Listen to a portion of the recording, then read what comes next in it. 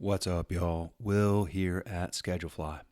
I've done over 450 episodes over the years with this podcast, and they've all been fantastic, and I've enjoyed every single one of them, and appreciate the opportunity to do these always. There are certain ones where the person I'm interviewing and I seem to click.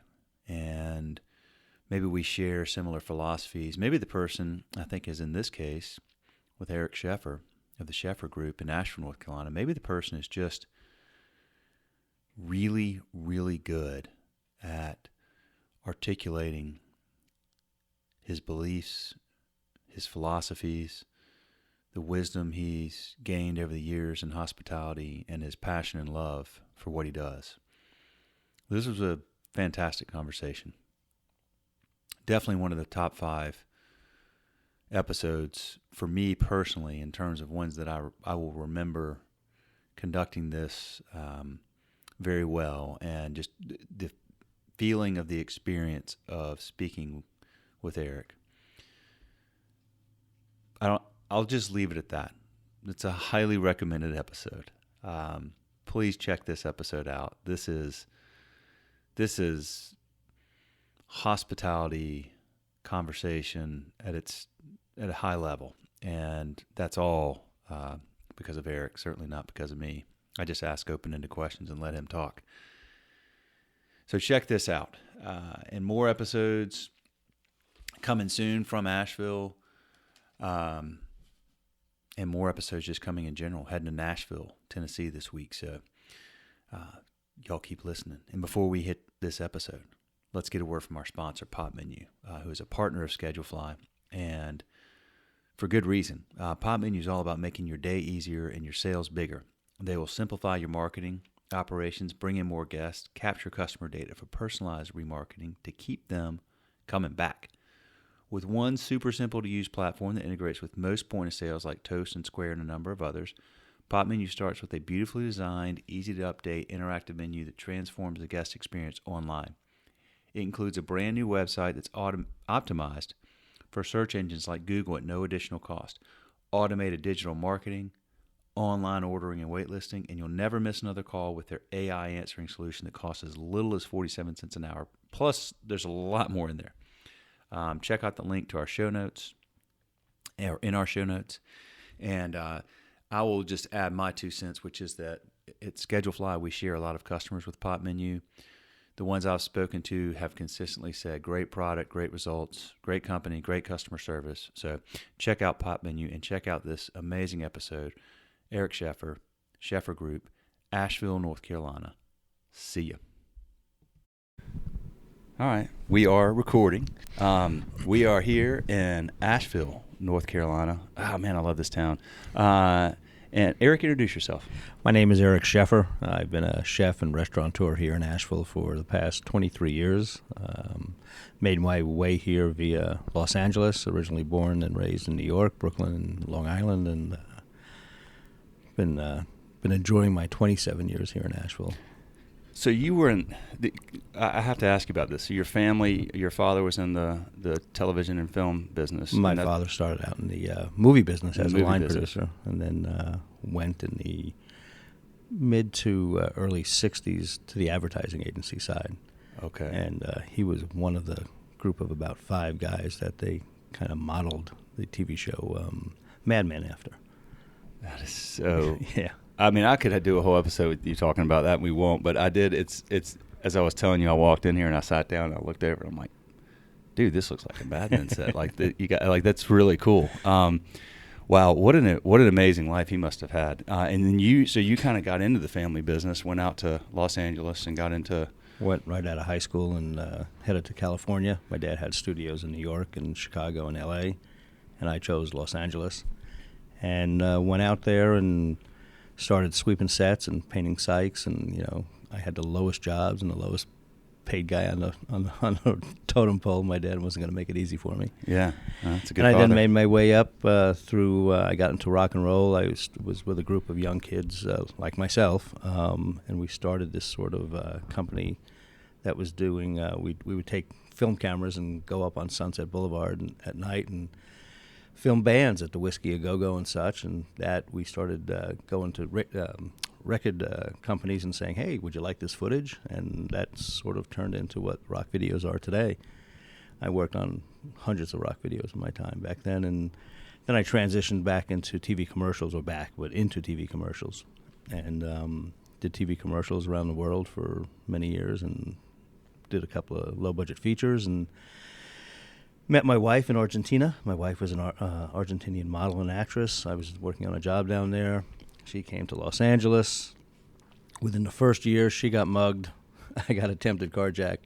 Really? Yeah. When was this? This is 1990, between 92 and 94, and then in Okay. 94 the Northridge earthquake hit. Yeah. So my wife looked at me and she said, "I'm moving back to Argentina." And I said, No. Maybe this is a good time for us to make a big change in our lives. And you know, growing up with a dad like I had, I love my father, but it was very hard. You know, he had a big light around him, and I always felt like I was in his shadows, and I never felt like I really was accomplishing much on my own. I always felt like it was because he was my dad, and people were giving me jobs and stuff like that. So I'd always had this passion for cooking. When I wasn't working on a job, I'd go to a cooking school in Los Angeles or New York or France, and and these 2-week adventures I'd go on, 2 to 3 weeks, and I really realized that food and beverage and wine and people were my passions, and so I turned to my wife, and she wasn't my wife at the time, and I said, "Why don't we just get out of here and find a little place to start our lives over again, have a family, and I'm going to follow my dreams and my passions and try to monetize them for myself and for us." And she bought into it, and I got a phone call from a friend of mine who was a chef in New York at a restaurant called Positano's, and he had just moved to Asheville. His wife's family was here, and my nickname in those days was Hollywood. So he called me up and he said, "Hollywood," he said, "why don't you come to Asheville, North Carolina, and come visit us for Thanksgiving?" And this was in 1994, and I said, "Asheville, North Carolina?" And I said, I said to him, I said, "I'm a Jew from Brooklyn. What am I going to be doing in the mountains in North Carolina?" So we came, and kind of the rest was history. We got off the plane, and this was again in November, and the trees were bare and such, and we started driving around, and we both knew in our hearts that this is where we wanted to spend the rest of our lives. And so we went back to L.A. I was on contract to do a couple more features. I got out of that contract, and we packed everything up and drove cross country and had no idea what we were going to do when we got here. And that was in April of 1995. So for the first 3.5, 4 years, I was just taking odd jobs. And then a good friend of mine from Los Angeles had moved to Charleston, and he was a director, and he was getting a lot of TV commercials out of Latin America, and I spoke Spanish. And he said, called me up again, said, "Hollywood, you want to come work for me?" I said, I got all this work. And he says, "I don't speak Spanish, and I don't understand the culture, but there's a lot of money to be had." So for 4 years, we started a little advertising agency in Charleston called Kingfisher, and we traveled around the world again, and a lot of Latin American work, and that was great. And then he was a bit older than I was, so he decided to retire. And that's when my daughter was born, Jordan, in 1999. And Jordan was a severely premature baby and spent the first 6 months of her life in the hospital, so it was kind of tough for us. Yeah. Ooh. And my wife looked at me, and I was still traveling a bit, and she said to me, "You promised me you weren't going to do this stuff anymore and that you were going to make some roots here. That's why we moved here." And so I said, "You're right." And I had, through her hospital stay, I'd come here with some money, but through her hospital stay, I got pretty wiped out. She had many millions of dollars of bills, keeping her alive. And I knew a gentleman here in town that had a restaurant, and I knew he was ready to retire, and I knew him through the Jewish community, actually. And I went to him, and I said, "Alan," I said, "I want to buy your restaurant." I said, "But I had like $47,000 left." And I said, "I'll give you my last 47 grand. I said, "Would you take this and finance the restaurant for me and let me buy this from you?" And he did. And the rest is history. I mean, I turned that into a restaurant called the Savoy, which was a nationally known and considered was considered the best fine dining restaurant in the Southeast at the time. We were on magazine covers and all that good stuff. Nominated for 2 James Beard Awards, and it was magical. I mean, it was fine dining. It was high-end wine lists I was writing, and we were cooking, and there was all these young chefs coming to me from all over the place because they wanted to come work for us, and they knew our reputation, and it just took off. And then, go ahead. How did you? Okay, so you buy what was it called when you? It was called the Savoy when I bought it. Yeah. Okay. What did you bring to it? How did you turn it into something that was Well, Asheville at the time, most of downtown was boarded up. There was no contemporary dining really in town here. There was one gentleman, his name was Mark Rosenstein, that we all owe our careers to here in Asheville, and he was the leader of the farm to table movement back then. Okay. He came from Cashiers. And again, we're talking like late 90s. No, this is, but yeah, I'd say 99 to 2000. 2000, yeah. Okay. And Mark had a restaurant here in town called the Marketplace, and I saw what was happening. A lot of people like me were moving here. So I saw people with money coming here. I saw people that wanted to leave the cities but yet still have a taste of what they were used to in the city. Yeah. And all my years of traveling around the world and traveling with my dad and on my own, and I got to experience really good restaurants and hotels, and most importantly, really exceptional hospitality. And that's what I wanted to do. I wanted to recreate that. I knew there was a subset of people here that would really love that. And I saw people moving here, and then our medical community started to build, and there was a lot of new doctors coming to town, and we certainly had a fairly healthy legal community, and this was their restaurant. This is where they came, and I meet doctors today that say to me, Eric, when I was interviewing for my first job in Asheville, that's where they took me for dinner. And that's awesome. and people still today come up to me and ask me, open up another Savoy. It was one of the best restaurants we ever went to in our lives, and it was a magical time. I don't think I could ever recreate it though. Why'd you close it? Well, the economy crashed in 09 and 10. Yeah. And I had a choice. Do you stay in the restaurant business and continue this stuff, or do you go do something else? And we had a great group of people I wanted to keep employed. I turned to Renee, who's currently my CFO, and she at the time was helping me run Savoy. And I said, what do we do? And we both looked at each other and said, well, she looked at me actually and said, well, why don't you come up with another concept? And then we'll talk about what we can do. And, because everybody was losing their fortunes. People were, it was a very hard time. It was a hard time. Very hard time. So I said to myself, well, what are people going to want? I mean, I think they're still going to want to go out to dinner. I think they're still going to have, they want to find a place, a safe harbor, if you will, to have some fun. So give them something that's comforting, that's familiar, that makes them feel like even for that little bit of moment while they're with us in our space, in our home, they can enjoy themselves. And so I went back to my roots. Growing up in Brooklyn and Long Island, every place, and this is where I started out cooking actually. Every place there was a little Italian neighborhood restaurant. Right.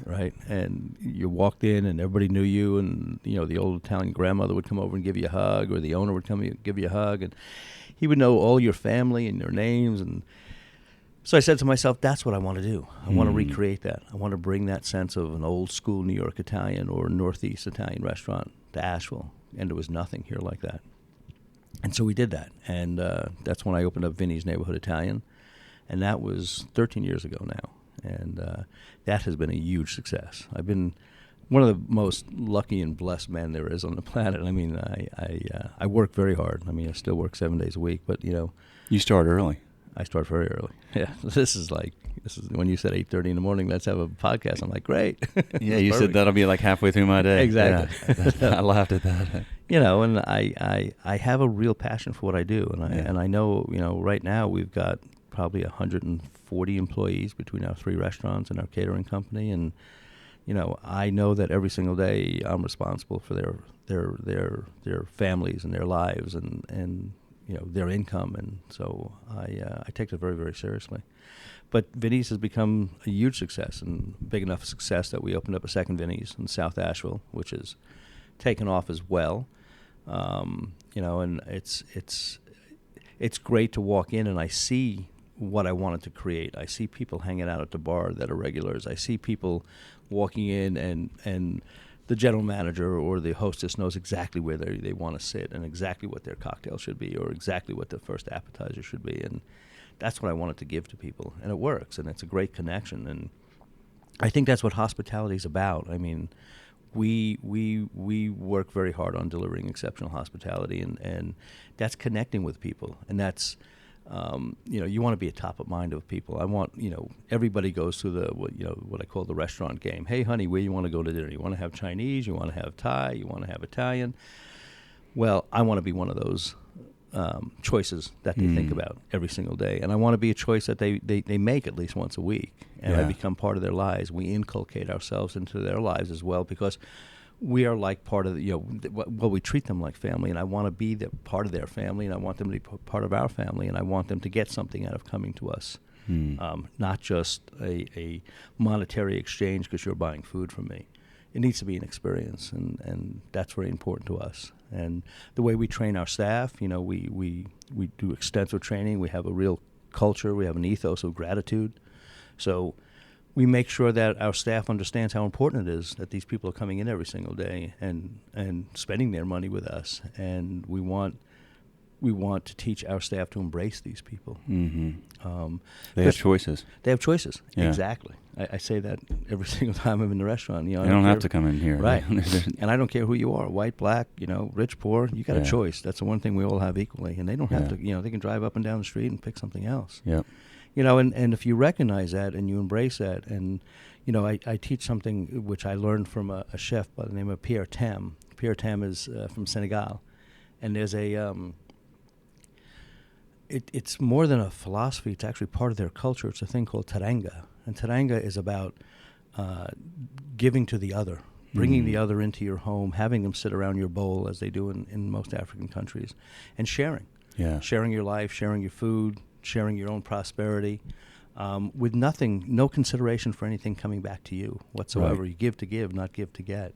Yes. And by doing so, you're taking care of the other in such a selfless way that you bring joy and happiness to that person. And because you never know, you don't know if that person just had somebody die last week, or they maybe had a baby, or whatever it might be.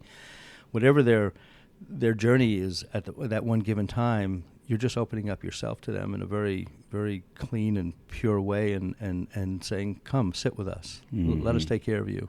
Sit around our bowl, enjoy your time with us." And that's how I really strive to create that hospitality environment in our restaurants. And we have an upscale restaurant here called Jetty Ray's Oyster House.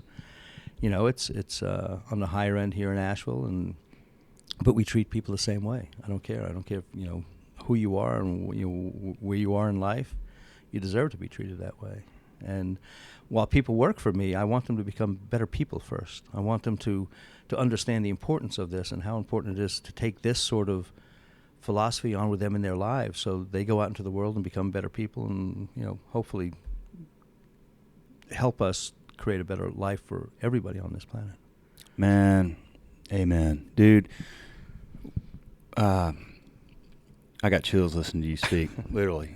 Because I think I just wholeheartedly buy into everything you're saying. I believe that. I think that when people come and work in a restaurant, I've got 3 kids, 19, 16, and 13, and my daughter is working in a restaurant now, and I probably should find a different one because there's the culture you're talking about. To me, over 16 years of doing this and talking to hundreds and hundreds of restaurant owners. The first book we did, I was telling you about, I thought I was going to find these 3 common threads that you could weave between all of them, and these are the things you need to do to be successful in the restaurant business. And I couldn't find them. I couldn't find what they were because everybody did things their own way, and I wasn't good enough at this process then to really take a step back and think high level about what is the common thread. And then now I look at the ones that are still around. That was 12 years ago. Some of them aren't still around. But I look at the ones that are still around. I look at the ones I've met over the years. People like Marwan Irani here in Asheville and other folks. What I find that is a very common thread across all successful independent restaurant owners is creating a culture of giving and caring and really understanding what hospitality is. Hospitality is not like how many chicken fingers can we sell today. It's how many people can we have come in here and have a wonderful experience and leave and tell their friends and their family, and then they want to come back, and then they become the regulars like you talked about at Benny's. And it's not something it's not a measurable thing. It's not, top line, bottom line. Those things are like the byproduct, right. I feel like if hospitality, if like the culture is at the center of all this, then the success, if you want to call it that in quotes, the financial piece, that part of it is like the byproduct. Is that fair? Like, do you look at it that way? No, it's incredibly fair, and I actually get some pushback sometimes from some of my staff when I talk to them about making money the byproduct of your work.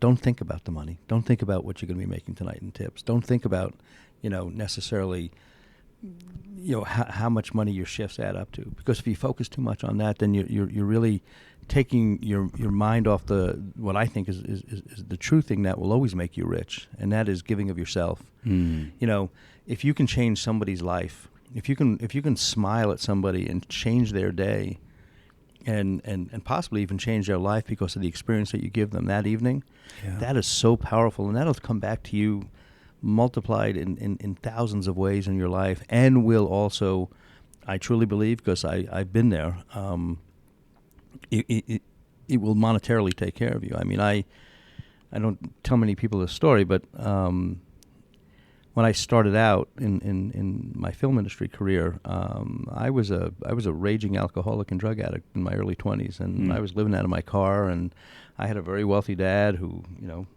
wouldn't take care of me because of my situation, and I'm glad he didn't. And it wasn't until I started realizing how precious life was, and really how important it is to, I was about the money back then. Yeah. And when I stopped thinking about that, and I really started thinking about first who I am myself, and loving myself again, and taking care of myself, but then what could I do for other people? How can I help others? And I really started getting involved in giving of my life and my time and my efforts and such. Life just changed for me, and I built my own success, and like I said, I stopped thinking about the money, and I know it's hard for people to put their arms around that. It's really hard, but if you can, and you can work on what it means to really be a good person inside, and to love your family and love those that you come in contact with every single day, and don't judge people. When somebody's angry at you, it's not about you. It's about their struggles, about their pain. That's right. And so give them a hug, instead of being combative or something like that. And if you can start to work that into your lives. And what we've done is work it into our, hospitality ethos of what we do and how we train people. It's the reason why, and I'm going to say this with some aggrandizement, but it's the reason why we've always been the number 1, 2, and 3 restaurants on TripAdvisor. Yeah. For like years. It's why we've won Best Italian Restaurant for the last 12 years. It's why we were in Best Service over all these other high-end restaurants here in town. Yeah. A little Italian restaurant in Asheville, North Carolina. And it means a lot to me, I was talking about this with my wife the other day, and I'm 63, and I've got plenty more days in me to keep on doing this stuff. But she says, when we're done with all this stuff, what's going to be the most important thing to you? And I said to her, the most important thing to me is that the people that work for me have taken something away from what we've given to them, or what we've allowed them to participate in this wonderful thing called the restaurant business. And they go off and like I said before, they become better people, and they change other people's lives, and they change their lives, and they and they grow from that. If not, I can't stand when I walk into a restaurant, and you can feel it when an owner is only about the money, and it's he's handing everybody a server's book in the beginning of the night, or somebody's training, and it's just about how many tables can you turn, and how much money can you make for me, and it's horrible when I see stuff like that. I feel sorry for the servers, and I feel sorry for the front and the back of the house, because I know they're not getting treated properly. Right. And we did something here in Asheville recently, which was a little bit controversial, but I'm proud I did it. And we get almost no pushback. And we started instituting a 3% kitchen appreciation fee onto every check. Yeah. And we do that because, the kitchen historically has always been underpaid. The front of the house is always making all this money, and the kitchen's sweating their asses off back there, and, they're getting burnt and, cutting themselves and putting out beautiful food, and food gets put up in the pass, and the server gets to take that beautiful plate and now walk to a table, and, they're getting paid good money for the service they're putting out, but the back of the house never really got the recognition I really felt they needed. So this kind of helps level the playing field a little bit, and also helps us give people more money. The money goes straight to them. It doesn't go to me. It doesn't go. There's no stopping in between, and they appreciate it. And they feel like they're part of the team. We never have a separation between front of the house and back of the house. We always sit down as a family and eat family meal. It's very important to me. And to me, dishwashers, most important people in a restaurant. I don't care who you are, but dishwashers can make or break a restaurant, and their attitudes and how quickly they're turning plates around and cleaning hot pans and burning themselves.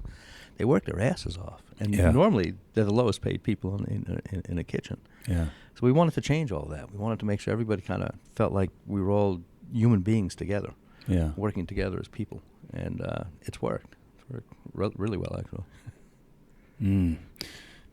What a rich culture you've built, my friend. I feel like one of the things I love about restaurants, and you mentioned whoever comes into your restaurant, doesn't matter, black, white, young, old. I think your industry is the most meritocratic industry there is for employment.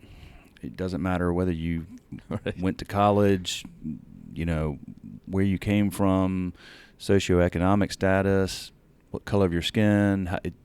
Hey, are you going to show up, right, and be here when you're supposed to be here, and work hard with your team and try to take great care of our guests, right, and don't make it about you. And don't make it about you. Yeah. If you do that, then bring it on. And exactly. there's just no other industry that a lot that brings in that diverse of a set of people to form a family to provide a great experience for other people. I have a lot of friends of mine that have kids that have grown up with my daughter, and my daughter's blind, and so Jordan really can't work in the restaurant. But I've always said to them, send me your kids when they're just at the end of high school or maybe thinking about going to college, and let them work for me for a year. Yeah. So I'll teach them something. Yeah. We're not easy on you. Yeah. But I always tell my friends they will learn more skills in the year that they work for me that they'll take when they go out into the world than they will doing anything else. Yeah. I just don't care what it is, and you're exactly right in what you're saying. Everybody should work in a restaurant. I totally agree. And it's amazing the skills that you can learn in a short amount of time. The problem solving, the people person, the dealing with just the chaos. Yeah. Dealing with chaos, knowing how to I see so many young kids today, and it breaks my heart. And the chaos of the world, I think, is a very heavy thing that they all burden on their shoulders, and this nutsiness of our phones and all the other crap. And they never get a training ground. They never get a place to learn how to deal with chaos in their lives, and and how to separate it and compartmentalize it and such. And so they can get through a day. And the restaurant industry does that to you. You got no choice if you're working here. Exactly. You're going to figure it out. It pounds on you, exactly. Yeah. Well, there's a lot of fragile young people for that reason. Yeah, it's a shame. It's I'm sorry to interrupt you, no. But I was going to say it's one of the reasons. One of the things we focus on. We have a healthcare program for our entire company. There's healthcare for the full-time employees. There's healthcare for part-time employees, and we even do healthcare right down to people as if you work for me for one day a week. We provide you with a healthcare program here in Asheville called Lantern Health, and we pay a portion of it. I think it's $65 a month. I think we pay for half of it. And they get a doctor. They get somebody who's willing to talk to them and see them 24/7. They get a lot of benefits from it. But what I was going to say is the most important thing that we do is we are now signed up with a national service that is for mental health. Good. And it's a lifetime membership, and we pay for every one of our employees. We pay for the membership. They never have to pay for it, and then they have this lifetime opportunity to seek health care, and it's usually between $40 and $70 for a session. And but it was important for me to say, I want to help you towards that next step that I think a lot of these young kids need, sadly. And we'll pay for your membership. You'll have it for the rest of your life, and you have it whether you work for me or not. Once you leave me, you carry this on with you, so you can have it for the rest of your life, career in restaurant business, whatever else you do. And I don't think we spend enough time looking at our mental health issues, especially in the restaurant business. It's tough. We've seen, I know you've seen over the years, a lot of alcoholism and drug addiction and such, and it sadly breeds that, or used to breed that. And now more than ever, I'm seeing the mental health issue pop up, and it's hard. I spend a lot of time talking to servers and people in the back of the house and talking about their lives, and helping them through hard days. And it's rewarding, but it's also very sad. I was going to ask you, because you said that you had, back in the day, you were into the drugs and alcohol, and then was that before you got into the restaurant business? Oh, yeah, this is when I was in my early 20s. Okay, so you think you got into the restaurant business after you had gotten past that part? Yeah, no, of your life? I didn't get into the restaurant business until I was in my early 30s. Okay. So I was in the movie business for a solid, probably, let me think. So I started really when I was like 18 years old, and I worked in the movie business till I was like 34. Okay. So I was wondering the timing, just because you're around it all the time. Mm-hmm. Sure. There is that issue, and it's been an issue in the industry a long, long time. The good news is it seems to be that more and more people are aware of it. More people are talking about it. There's groups like Ben's Friends that are helping people that are dealing with it. And the industry, I think, collectively understands that's not a sustainable way to, build successful, happy businesses and lives. Well, I think all of us have seen so many people crash and burn, mm-hmm. and we've seen people die. Yep. And I think at some point the industry started to say enough was enough, and there was enough people in the industry that were not afraid to stand up and say, I have an issue, and, no, I'm not going to drink, and no, I'm not going to do drugs at work. And and they started pushing that onto their fellow servers and back of the house. And I think it's become kind of more acceptable, and actually a bit of a badge of honor to say, no, I don't do that. Yeah. And I won't do that. Yeah. And we have a zero drug and alcohol policy anyway in our company. So, we'll help you, but you won't have a job for very long. Yeah. Okay. Yeah. Did you hear about the what happened in Charlotte last week? Carolina Ale House? No. Oh, it's like a week ago. I think it was 5 or 6 employees all passed one night. No. Yeah, somebody brought some, I don't know what, I can't remember what drug it was, but anyway, it had fentanyl in it, and they just, Oh my God, how horrible. at work, after work. What? Done. Oh my God. Yeah. That's so sad. Yeah, it's sad. But it's, and that's the thing now is like like I said, my daughter's 19. She's a freshman in college. I was freaked out when she went. I'm like, don't ever, if you're going to have even a beer, just make sure you pop the top. Right. Don't take stuff that people give you, because, just a little tiny 2 little grains of salt worth of fentanyl, and, Yeah, exactly. you got big problems. Yeah. I got a kid that can't see, so I'm all over her about, you just don't. Well, first of all, my daughter's, thank God, against drugs and alcohol right now in her life. But, you just don't know. There's some really bad people out there. And you just don't know what somebody's going to do to innocent people like my daughter and your daughter. So you have, how many employees you said you have? 140? We've got, I think, about 146 right now. Okay. Yeah. Tell me about, one of the things, because, restaurants have typically a slightly younger demographic, and so I'm curious what you're seeing, big picture with, you mentioned the phones and the screens, and how do you manage that at work, and how is that affecting people's mental health? Because I think it's a big problem. It's a huge problem. Yeah. We do our best. They know that when they come in every one of my restaurants, they have lockers. Yeah. And we tell them, put your phones in the lockers. Okay. Good. Keep your phones out of your bag. If I walk into the restaurant and I see somebody's phone in their back pocket, I'll tell them to put it away. Okay. In the old days, when I say old days, probably like 5, 6, 7 years ago, I had this one kid that was on the line. He would never get off his phone while he was working and cooking. It was dangerous. He was on a fry station. And I walked down the line one day, and I took his phone and I put it in the fryer. And he never did that again. So Deep fried iPhone. Deep fried iPhone. Of course, I bought him a new phone after that, but it was just like enough. And no, phones are dangerous. They stop the human connection. That's what hospitality is about. That's what the restaurant business is about. That question. That is exactly it's right. the connection with the other, with people. And so we're adamant against not having your phone around you unless it's an emergency. And most people's husbands, wives, kids, they can call the restaurant and say, "Hey, I need so and so," and but no, I think phones are one of the most destructive things that we have today in our society, and it's very sad. It's a weird thing. Mm-hmm. It really is, and people even know that they're bad, but they can't. They can't put them down. Put them down. Right. Well, it was designed that way, right? So that's right. It was designed to hook us. And it keeps it, but it's an interesting dynamic with hospitality because not only it's the employees, but then you've also got the customers. You go in a restaurant sometimes and you see half the people, they might be sitting right across from each other and they're both, on their phone. It's horrible. Hospitality is about being present, right? Like exactly. Being that's in the what moment.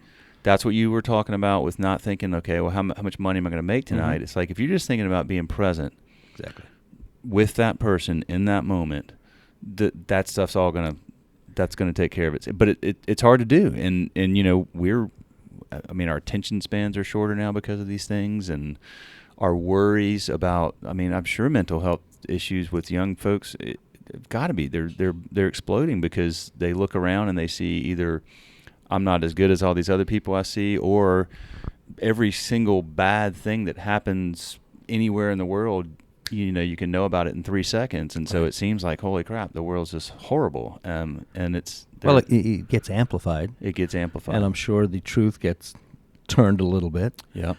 Because drama is drama. Yep. And I think one of the other things that really is incredibly challenging, and I'll talk about it here for Asheville, North Carolina, is sadly we have a local government that has turned a blind eye on the fact that Asheville's been growing. Asheville's growing with a lot of money here. A lot of money's coming here. Yeah. And what it's doing is it's pushing up the prices, right? Yeah. And, the hospitality industry staff can't afford to live here. That's a problem. And, they're just now having the conversation of affordable housing because it's something that an organization that I was one of the founders of, the Asheville Independent Restaurant Association. We started it 20 years ago now. We've been pushing on the city. We've been pushing on the mayor. We've been pushing on city council, on the county commissioners to say, hey, we need to find a way to promote and to maybe help finance affordable housing here so we can keep, Asheville is about tourism, right? Asheville is about this growth of tourism and all these hotels and such, but none of these people have a place to stay. Yeah. And, most of the hospitality industry workers, we did the survey recently, have roommates because they can't afford their rents. Yeah. And it's going to be, I think, one of the greatest crises we see over the next 5 years, especially here in Asheville, because when people start leaving because they can't afford to live here, and we're all experiencing now with the labor shortages, right? You beg to get somebody to come into your restaurant for an interview, and you beg for them to stay, and give it a shot. That's a whole other paradox that I don't understand. Is we in a week we'll get 15, 20 responses to an ad. And we call up these people, and maybe, 5 of them say they'll come in for an interview, and one person shows up. Where do these people go? What are they thinking? Yeah. Where's that sense of integrity? Of saying, okay, I'm going to come in for an interview. I'll show up, and I'll be on time, and I'll be there. I may not take your job, but I'll come there because I said I'll come there. Yeah. That doesn't happen anymore. Nope. And it's I know it's not just in Asheville. I speak to friends of mine, chefs all over the country. Yeah. And it's a national crisis that nobody wants to talk about. Nobody wants to try to figure out. And I do not want to get into this, but there's certain parts of me that are for and I'm for immigration. I think there should be some sort of guidelines somewhere about the how people come into our country, but we should let people into our country, and especially ones that want to work. And right now, there's so many people coming to our country that I think could be employed, especially in the hospitality industry. You know, if we found a way to fast track these people, if we found a way to, well, fast tracking is the best way I put it right now, and get them working in hospitality, front of the house, back of the house, whatever it might be. Because right now, I don't see a generation of people coming up that have really much interest in a hospitality or a lot of anything else in their lives right now. It's I speak to a lot of my servers and such, and I always ask them the same question: what do you do for fun? Yeah. And most of them, not all of them, a lot of them hike. A lot of them have a dog. They all have dogs, actually, which is funny to me. And a lot of them like to play video games. And it's like, okay, but let's talk about your life. What do you do to make your life better? What do you do to grow as a human being? What do you do to do charitable work in your life? Start young. Yeah. And I usually get a little blank stare when I talk about that stuff. And I think we need to teach that more. I think we need to go back to that. But we also need to go back to, like, where are all of these people going? Why are we struggling so hard to staff restaurants? There was a day when I had the Savoy, people used to line up at my back door. And when I'd show up there, and there'd be 4 or 5 people wanting a job. To work. Yeah. Wanting a job. Wanting to work, wanting to cook, wanting to work in the front of the house. I had one of the most magical teams ever at the Savoy, and they've all gone off to be chefs and own their own restaurants or sommeliers in New York and working for major chefs around the world. And I love these kids. I'm not kids anymore, but and it's like it's changed. So I see this societal change happening, and that's the wonderful thing about the restaurant business, right? You see the world. You do. You see how the world changes, and you see it struggles, and you see the socioeconomic changes, and you feel it. You feel it every single day. You have your finger on the pulse of what's going on in society and culturally. Well, you touched on a couple of things. One, okay, affordable housing, that's a big problem, and I'm seeing that in a lot of other. I mean, you see it in Boulder. Like, I talk to owners in places where it's like, where do your employees live? Well, they live 45 minutes away. Right. Well, just start doing the math on, which they're not necessarily doing this math, but they know they can't afford to. You think about, okay, the wear and tear on your car, the cost of gas, commuting 45 minutes. So you spend, half of the money you make is just getting to and from work every week. That's not sustainable. And so that is a problem. I mean, I hope Asheville figures that out. Well, we have the 2 Vinnies, right? We got one in North Asheville and one South Asheville, and there may be, in a mileage distance, I don't know, 8 miles away from each other, something like that. Yeah. Maybe a little longer. And I'll ask some servers from South, would you want to come work up north, or some north go south? Because I like cross-training. I like to give them different environments to work in. And it's the same thing every time. When I add up what it's going to cost me in gas to drive up north, Mr. Scheffer, it doesn't make sense for me. It's not worth it. Yeah. That's sad. That's a sad statement, and, I think it's a lack of, and this is not being political, but it's just a lack of any politician really caring about the well-being of the middle class and the lower middle class, and the people that really are the ones that are the engines of our society that keep us growing, and there's no talk about it. Washington D.C. knows exactly what's going on right now in the restaurant business. They've been told it over and over and over. They're and over very again. And hospitality, take Asheville as a microcosm. We're the second largest driver of the economy here. Yeah. Actually, in certain instances, the number one driver of the economy here. I think it was about $6 billion last year. Yeah. In Asheville, North Carolina. Yeah. And we're still having the conversation about what are we going to do about affordable housing? Really? Yeah. I mean, action, do something, there's plenty, and every time I look up, they're hiring a new consultant to come in and, figure out the problem. Well, why do we hire you as a politician if we got to hire, why do we elect you as a politician if we got to hire people and spend money, which quite frankly, the money they spend could be going to help, homeless mothers and kids living out of their cars, and, and deal with, I say Asheville, sadly, we North Carolina is a very big human trafficking state. I see that all the time. Yes, it is. And so all this money we waste on all this shit excuse my French, to figure out a problem that's right in front of us that there's plenty of solutions to. It's the one thing that really angers me. And it saddens me because this generation that's coming up is not going to have an easy time of it because of all this.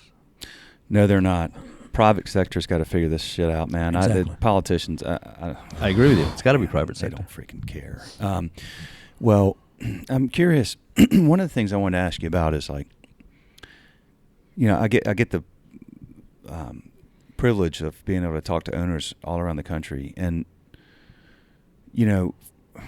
even in through January, I had people saying, record month from last, year over year or whatever. That seems like something's starting to happen over the last month. I'm hearing people saying, yeah, we're a little slower. I'm wondering, like, is people have gone through PPP and Restaurant Restoration Fund money, and like, what's your sense on what's going on I'm like, are you guys seeing your numbers good, or are you seeing a slowdown? I mean, labor's 40% now, and everything's up. Everything's up so much. Like, our numbers are some of the strongest they've ever been. Okay, good. And again, Asheville's different. I mean, Asheville's this little blessed little town. When the rest of the country is really hurting, during housing crises and so on and so forth, Asheville feels it, but not as bad as the rest of the country. Okay. I don't know. Well, I do know why. I'll tell you in a second. But I have this theory. I mean, a lot of people made money during the pandemic. Yeah. Well, there's a lot of money made, and a lot of people held on to money. So there's a lot of money being able to be spread around right now, and sadly, there's a lot of rich people out there, and rich people still go out and they spend money and they go to restaurants, and that's why I think the restaurant industries are humming right now. But sadly, what it does is it creates more of a divide between rich and poor. Yep. And I'm seeing more. That's why we're seeing more homeless out everywhere. And I think one of the number one reasons for homelessness is mental health. That we go back to that. We just don't deal with that shit. But as far as the industry goes, it's strong right now. Yes, our costs are up. I've never ran such a high food cost as we're running right now in all of my restaurants. But thank God, I always joke about this, but volume takes care of things, right? So you just, as long as the money's coming through the door and you're depositing money every day, you can pay your staff, you can take care of their insurance, you can do the things you need to do. And I even as an owner, I mean, I have over the years chosen to take less money, and it's okay. I mean, I do just fine, and I can survive on what I have, but it's so we could provide the things that we need to provide, so we can keep our employees, so employees feel like they're part of a family, so they feel like they're taken care of, so they feel like somebody really cares about them. And that's just a philosophy that we have throughout my whole company. So you're seeing good numbers still. Yeah, it's funny. I spoke to about 3 restaurateurs here in Asheville yesterday, and they felt that March was soft. And that usually happens. I mean, it's just you can. One thing that we're really good at, and I love doing, is we look at year over year, and we have records going back forever. And we create graphs, and we look at trends, and we look at what was going on in the world at the time, and we can try to figure out somewhat what our future is going to be. And knock wood, thank God, I think things from a financial perspective in the restaurant industry, things are going well right now. So that's good. Good. I mean, it just seems like there were so many restaurants over the last decade. There's basically free money, free debt. We're all living off of it. I mean, for buying homes and starting businesses and everything else. So, like on a per capita basis, there's a shitload of restaurants out there right now. I hope that is sustainable. I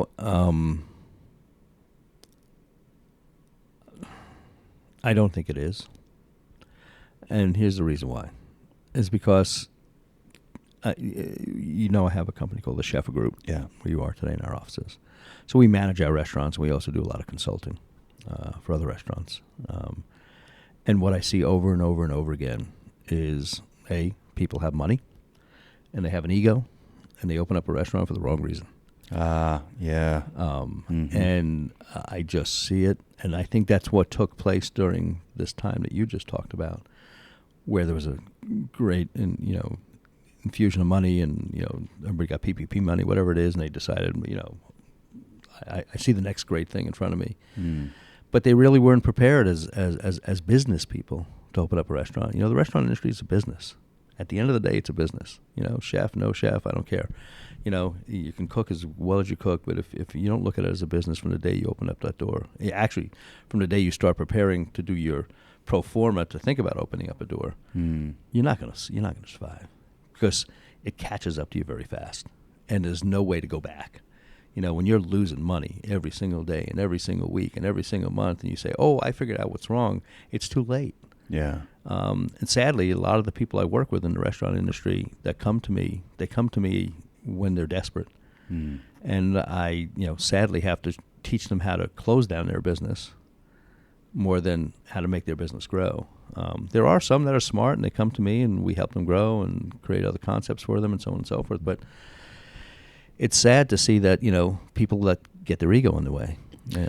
Well, you've mentioned ego twice now, and I think that's a big thing. There's a book called Ego is the Enemy by Ryan Holiday, and that title says it all. I mean, you got to get – and that's not just in the restaurant business. It's in any business. But there is a lot of – in the restaurant, I think it's the perception of I'm a good cook. I see other people do this. I can do this too. And the idea, this sort of sexy idea of being the owner and buying drinks for friends and all that, that's like this tiny, tiny little slice of like running a restaurant. It is hard, and roll up your sleeves and put your head down and try to get motivate people and keep. I mean, it's there's so much that goes into it. That's the part of the restaurant I always, when I talk to a client that comes to sit with me, I always tell them that that's the line of cocaine in front of them. That's the thing that they sniff, and they want it again, and they want it again, and they want it again. And when they keep on doing that, they lose sight of everything else in the restaurant that is so important. Yes. And the management of the dollars and the people and the environment. And that's what happens. People open up restaurants to satisfy their egos or to build their egos and to make them feel something that they're not. And it's a shame, because it doesn't just take them down. It takes everybody else down that's been working there. Yeah. You've got an average, 30 people working in a restaurant. They're all out of a job. Yeah. They're all out of a job. And then, it trickles into the economy and all the people that person owed money to and so on and so forth. And so it's sad, and it's something I'm very proud of the fact that we are really good at. I mean, sure, when I had the Savoy and we were on top of our game and I was on magazine covers and all that stuff, my ego was getting fed. And we probably could have done a better job. We probably could have.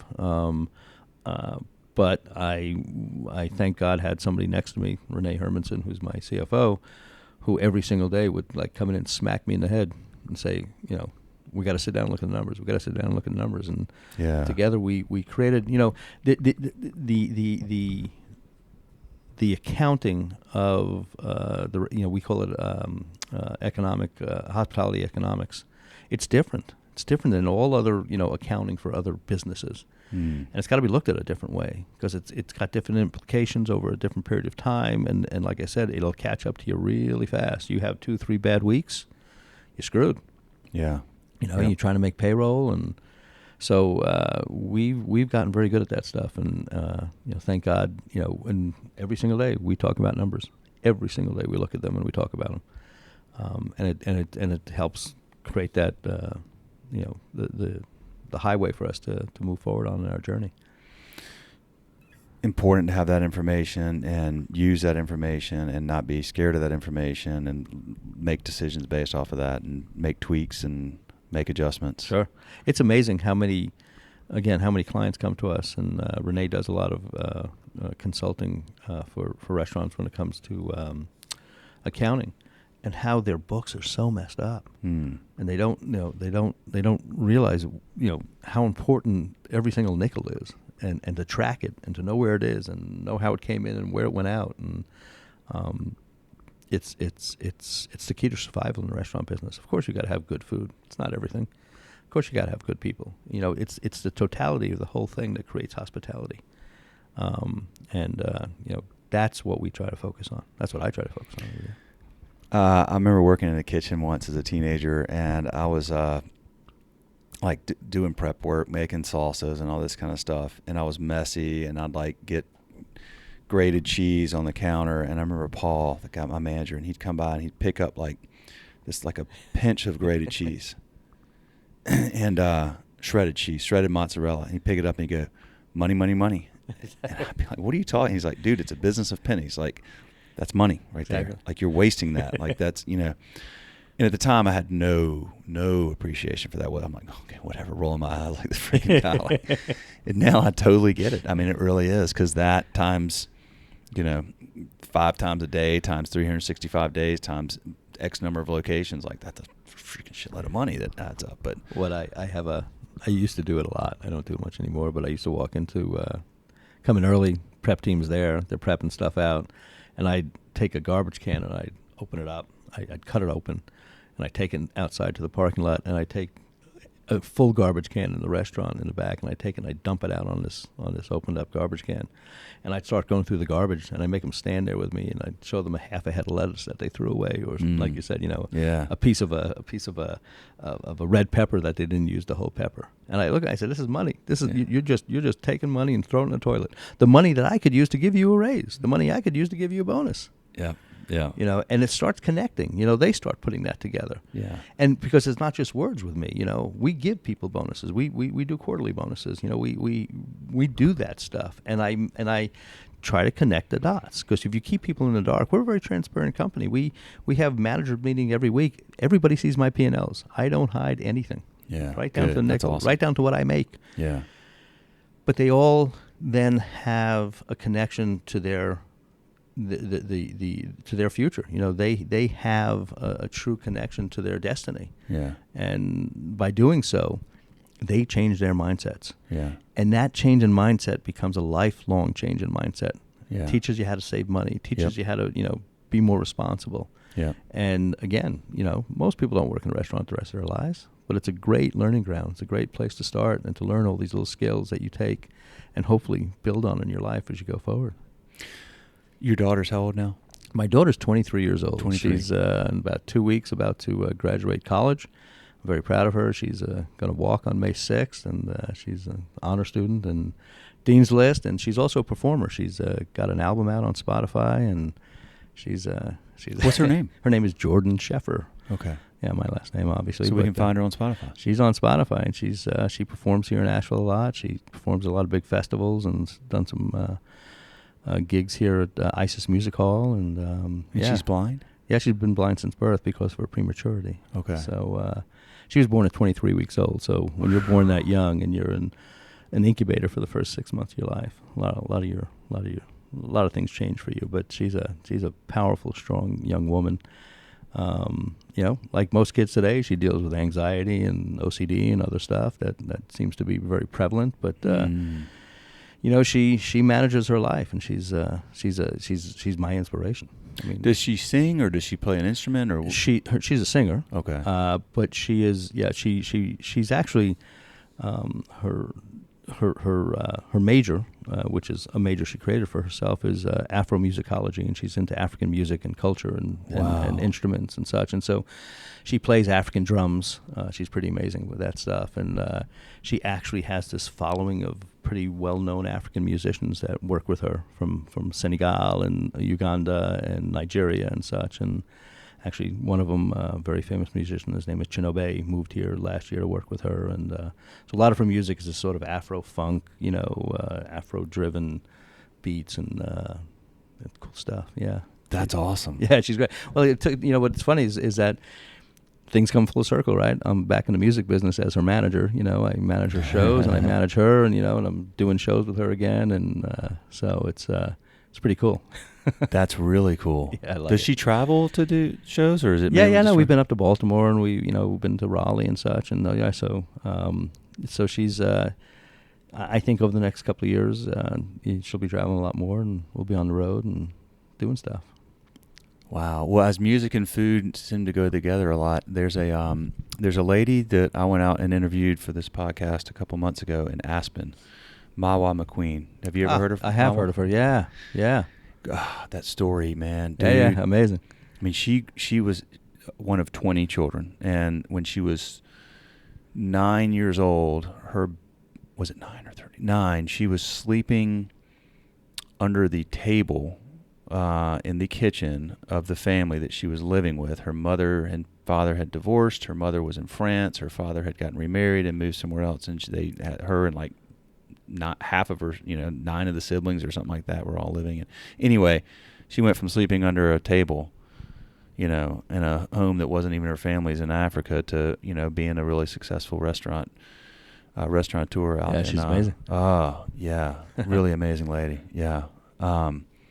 Maybe we can get them connected sometime. Yeah, that'd be fantastic. It'd be lovely. Yeah. If you ever go to Aspen, I mean, she's the only black female business owner in Aspen. Period. Not just restaurant, but just.